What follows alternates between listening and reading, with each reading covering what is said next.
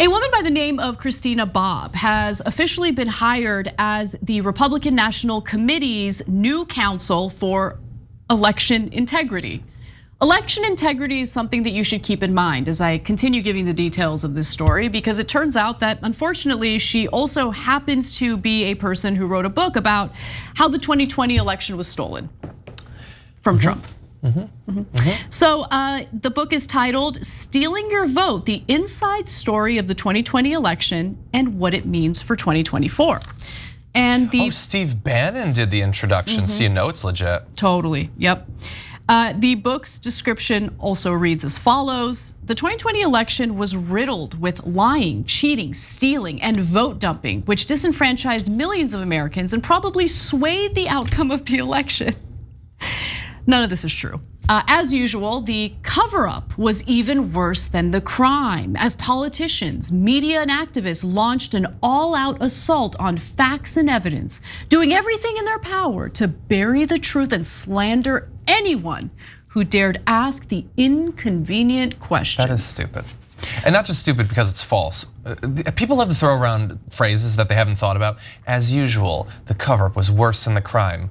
No, it wasn't. Stealing an election is worse than lying about it. What are you talking about? You're writing a book about stealing an election. That's the bad thing. Why don't people think about the things they write? I mean, it doesn't seem like she thinks deeply about much, especially if she's willing to spread these lies. Like, can you imagine writing a whole book alleging that the 2020 election was stolen? I think there's a good chance she didn't. Yeah, that's a good point. It's entirely possible. Can you imagine ghostwriting an entire book for another person? So look, it's also important to point out that Bobb isn't just an author of insane conspiracy theories. She's also currently serving as an attorney for Trump. In fact, in June of 2022, while federal authorities were still trying to recover classified documents that remained at Mar-a-Lago, Bobb signed a sworn affidavit on Trump's behalf, inaccurately telling the Justice Department that there weren't any classified files left at the club. Oops. Smith later accused Trump of illegally causing Bobb to submit that declaration, even though Trump absolutely knew that what it said was false. Yep. And then there's another fun fact about her that you should know, that Bobb should be aware of as she traffics in false allegations. In 2021, Bobb was named in a defamation lawsuit brought by Dominion Voting Systems against the network as one of the presenters involved in spreading the false claims. A lot of mainstream media don't give you honest news. We do. You know why? Because of you. Paid membership on YouTube makes all the difference. Hit the join button below and you become the hero that sustains us.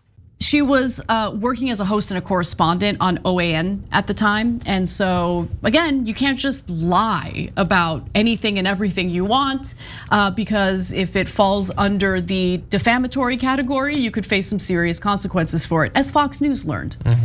Now, Bobb also used her role at OAN to help raise more than $600,000 for an audit of the election process in Maricopa County, Arizona.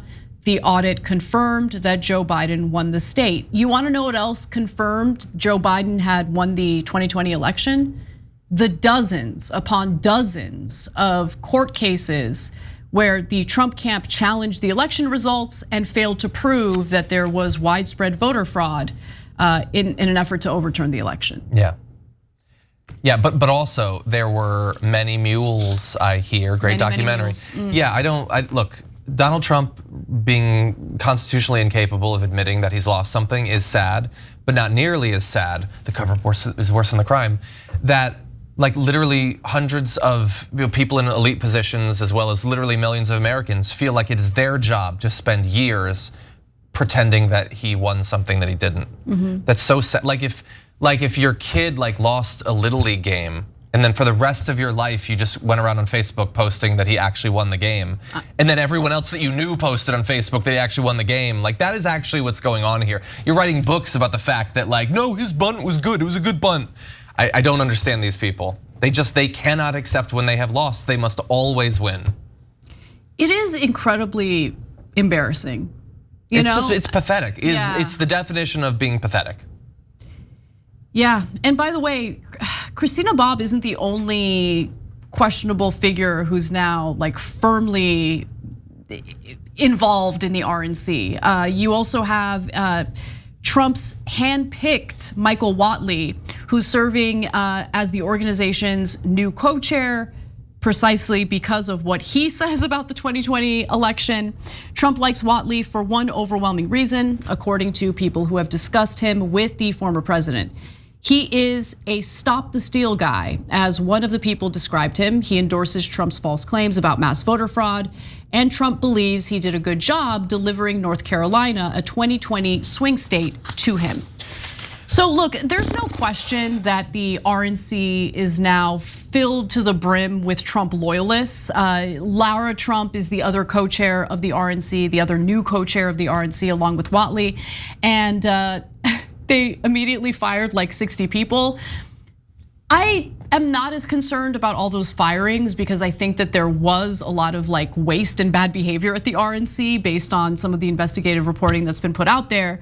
But I am worried about everything being staffed up with Trump loyalists who are willing to carry out the types of lies that could be damaging to our institutions and, more importantly, our democratic process. Yeah. You know, so if you're concerned about that, you should be worried that Democrats absolutely insisted on Biden running for re-election again, because he is a vulnerable person, vulnerable candidate. He's not polling well. And I don't know how this is all gonna play out. If I had to bet my money on it, it's not gonna play out well for us, okay? It's not gonna play out well for Democrats. And I think it's incredibly selfish for Biden and those who support Biden and his decision to run re-election for doing all this. Like, just, if you really think that there is a threat to our democracy, why would you provide cover for Biden running again? I agree. Like the most irresponsible people in the country, really. Yeah.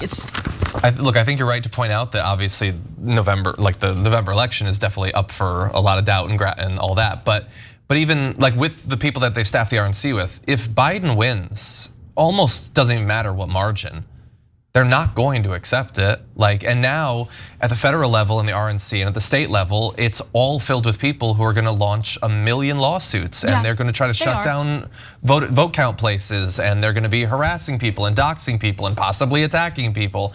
It is going to be utter chaos. It is gonna be chaos. I still have faith in our institutions. So yes, they're going to bring forth a bunch of court cases just like they did in 2020, and they're gonna lose those court cases just like they did in 2020, assuming that they don't have any merit in their claims. But I'm actually less concerned about that scenario and far more concerned about the scenario in which the iceberg that we have identified months and months in advance is what we are barreling toward and will eventually do us in. I agree. Okay, so iceberg straight ahead. We could have done something about it, but Democrats had to have their way, and they had to allow for an 81-year-old man to run for re-election. So congratulations, America.